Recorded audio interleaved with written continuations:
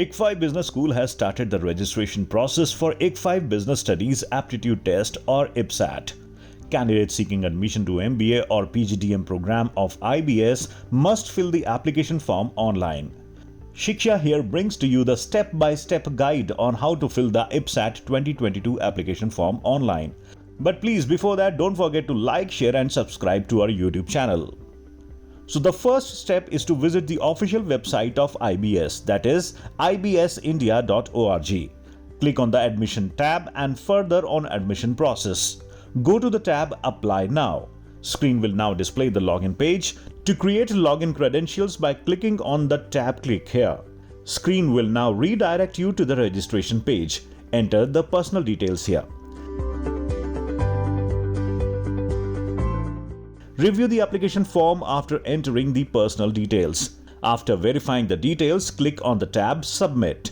Enter the payment details to complete the registration. Candidates will have to pay the application fee of Rs 1800 via any of the mode of payment, which are net banking, debit card, credit card or UPI. After successful registration, candidates must log in with the credentials created.